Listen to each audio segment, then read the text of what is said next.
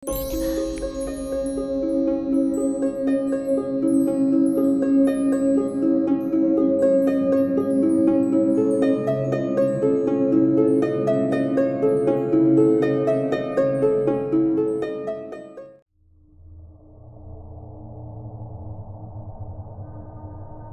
datang dan selamat malam. Saya Denny, narator Rumah Horor Indonesia.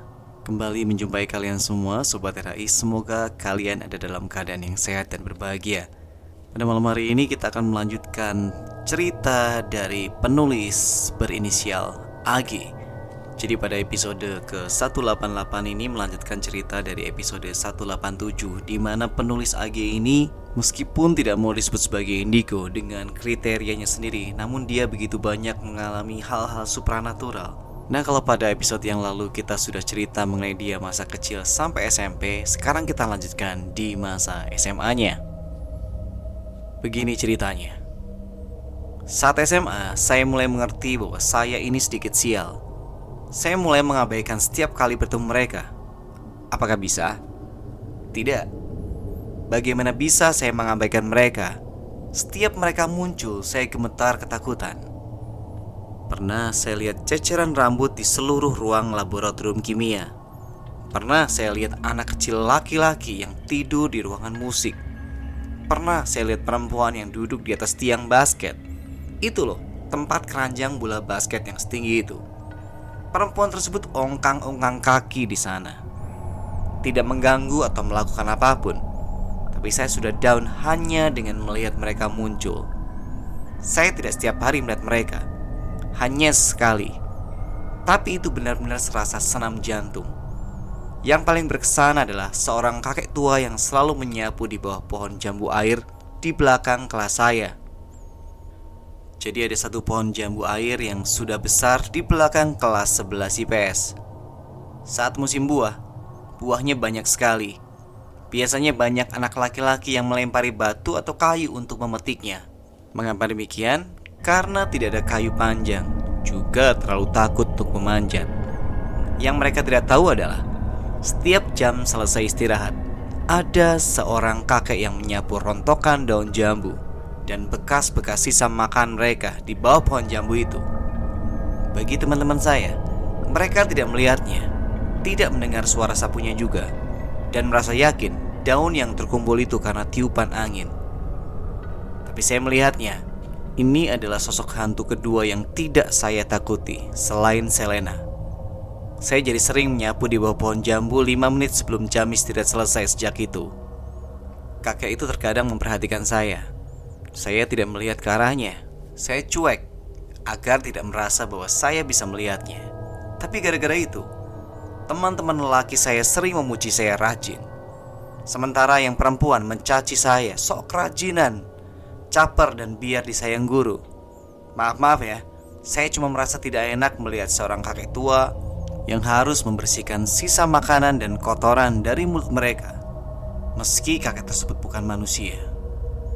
Saat pesta kelulusan, teman-teman saya makan nasi kotak dan membiarkan sampahnya berserakan, lagi-lagi di bawah pohon jambu.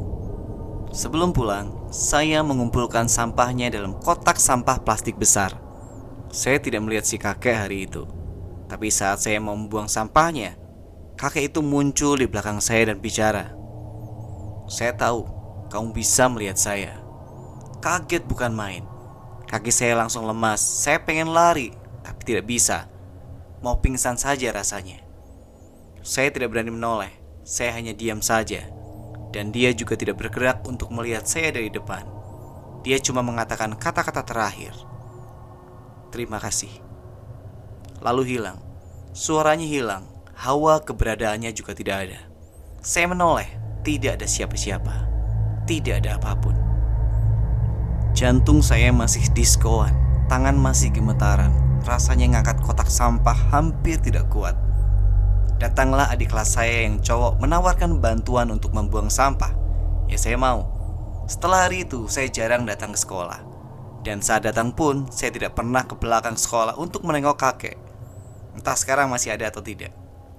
Tapi saya dengar setelah saya lulus, ada seorang siswa yang tangannya patah karena jatuh dari pohon jambu. Katanya dia memanjat menggunakan tangga yang biasanya dipakai untuk memasang lukisan di ruang galeri, lalu memakan jambunya dari atas pohon sampai kenyang, baru kemudian turun. Apakah ini ulah kakek itu? Saya rasa tidak. Mungkin dia memang jatuh karena lengah setelah kekenyangan. Setelah lulus saya bekerja. Di sini saya menemukan diri saya benar-benar tersiksa.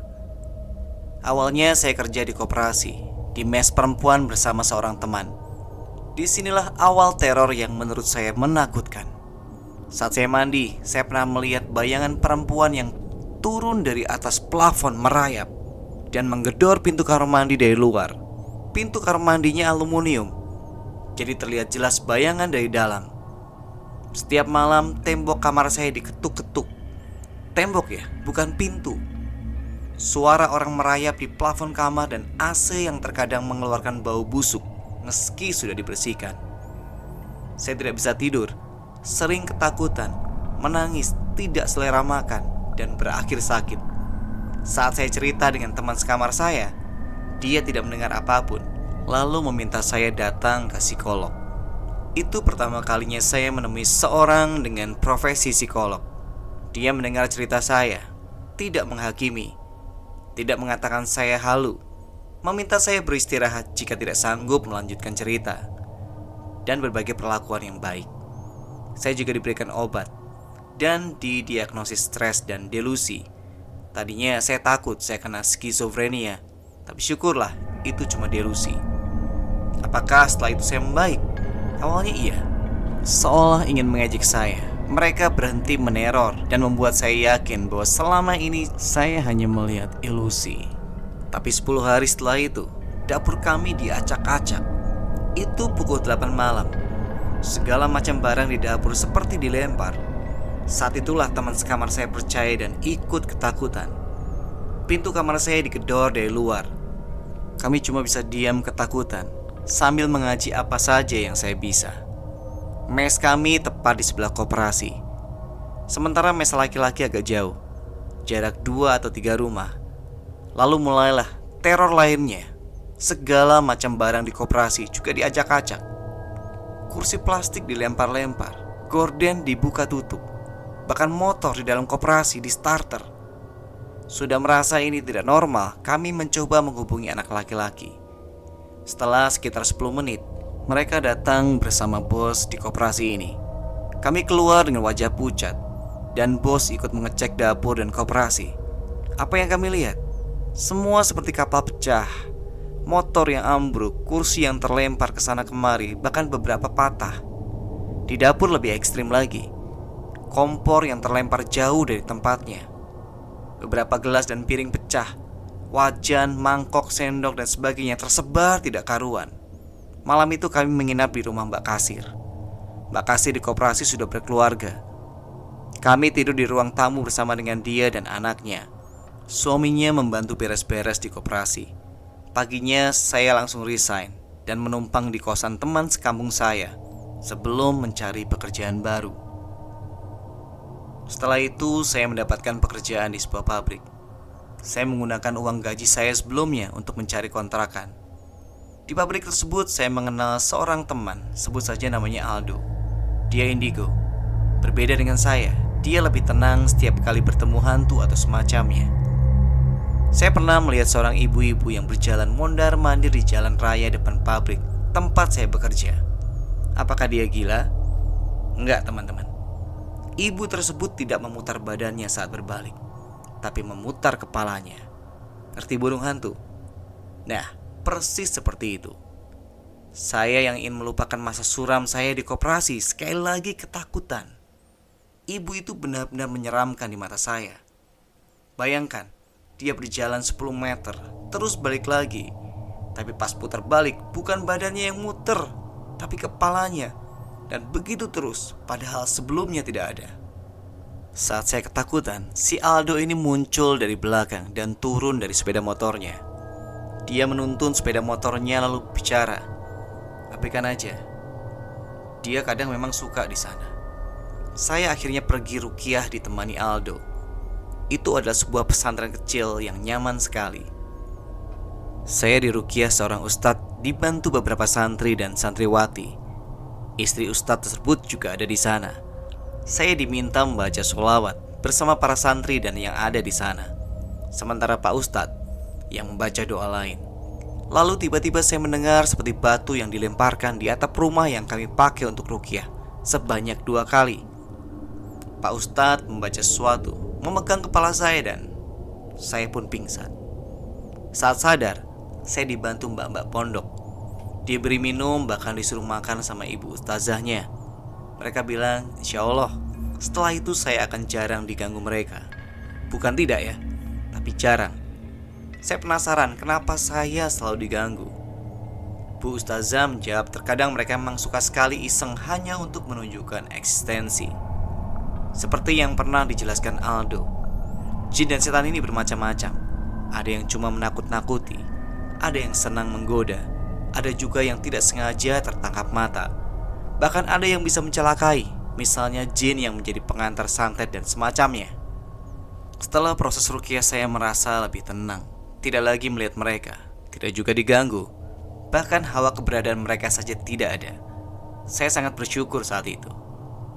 Kita lanjut ke pengalaman penulis selanjutnya ya. Pernahkah kalian melihat kuyang? Jika tidak, maka kita sama. Tapi saya pernah lihat ibu-ibu yang menurut Aldo adalah kuyang. Cantik, usianya 40 tahunan. Jualan baju di kompleks dekat pabrik tempat saya kerja. Saya sering jajan somai sama cireng di warung pinggir jalan sepulang kerja bareng Aldo dan beberapa teman saya lainnya. Ada satu yang namanya Mbak Ayu, tapi ini bukan nama beneran ya, nama samaran. Mbak Ayu ini lagi hamil anak kedua, 4 bulan. Pas lagi jajan, ada ibu-ibu berjilbab nawarin baju di warung jajanan itu. Pas itu Aldo langsung nyuruh Mbak Ayu buat bungkus jajanannya saja, dimakan di rumah bersama anaknya. Saya nggak tahu, tapi Aldo ngayal nganter Mbak Ayu pulang. Pas sudah nganter, dia BBM saya, nanya, mau dijemput nggak? Oh iya, BBM itu kalau sekarang tuh kayak WA gitu ya. Saya bilang nggak usah, sudah mau pulang. Sesampainya di kosan, saya lanjut BBM-an sama Aldo. Saya dekat sekali dengan dia, tapi lebih seperti saudara. Tidak ada perasaan atau kisah asmara. Dia cerita, ibu yang tadi jual baju itu bukan orang sini, dan dia itu kuyang. Saya balas, lah dia manusia gitu. Karena saya memang sudah tidak pernah melihat hantu, dan jelas ibu tadi sedang menawarkan dagangan. Dia menjelaskan, tidak semua kuyang adalah hantu. Ada juga yang ilmu. Itu adalah ilmu yang bisa membuat seseorang awet muda dan tetap cantik selain susuk. Bagaimana caranya? Walau alam. Tapi menurutnya, dia juga bisa melepas badannya. Nah, masih soal pabrik ya. Saya bekerja di pabrik sekitar 2 tahun, lalu pulang ke kampung. Tidak ada alasan khusus. Saya cuma kangen bapak dan ibu saja. Saat di rumah, saya menceritakan semua yang pernah menimpa saya. Dulu saya tidak berani cerita karena takut ibu akan meminta saya pulang karena khawatir. Setelah pulang ke rumah, saya juga tidak pernah diganggu sama sekali. 2 tahun selama di pabrik juga aman. Mbak kepala muter juga sudah tidak pernah saya lihat. Mungkin dia memang sesuatu yang waktu itu hanya tidak sengaja terlihat di mata saya. Semua berubah saat saya kerja di restoran. Ini restoran di kota kecil di dekat desa saya. Saya bareng teman saya yang sebut saja namanya Mei. Banyak karyawan di sana, tapi yang stay di mes cewek hanya saya dan Mei. Hantu pertama yang saya lihat di tempat ini adalah pocong. Saya tidak lihat kepalanya. Saya juga tidak lihat matanya yang katanya bisa memunculkan nomor togel. Bagaimana bisa saya melihatnya kalau dia tinggi sekali? Malam itu saya berencana pipis di kamar mandi lantai 2. Mes cewek ada di lantai 2. Pas pipis tidak ada masalah. Pas keluar, saya menengok ke arah ujung lorong kamar mandi. Dan tada, ada tiang putih besar di sana. Besar sekali. Padahal semula tidak ada. Saya sudah feeling ini, si sialan. Pas saya lihat bagian bawahnya, ada seperti bekas talian di sana. Udah fix ini pocong. Gak perlu lagi lihat bagian atasnya, daripada saling berpandangan. Saya lari sampai terpleset waktu mau ke kamar. Paginya saya tidak mau mandi di kamar mandi atas. Yang kedua di sini adalah anak kecil di kamar ujung. Ini anak kalau malam klotekan. Padahal kamarnya kosong, Yang denger banyak, tapi yang lihat kayaknya cuman saya. Anaknya bos juga pernah dengar, padahal masih sore jam setengah 8-an. Suaranya mirip batu yang digelindingkan di lantai keramik. Saya lihat wujudnya agak lama setelah ribut soal klotekan itu. Dia nyengir di jendela. Setelah itu saya beberapa kali juga diganggu, tapi tidak separah waktu di koperasi. Yang masih teringat jelas adalah mbak-mbak yang sisiran di kamar saya tengah malam. Lagi-lagi pas saya mau pipis jam setengah 2. Baru melek, saya lihat ke arah lemari. Lemari ini adalah lemari zaman dulu yang kacanya besar.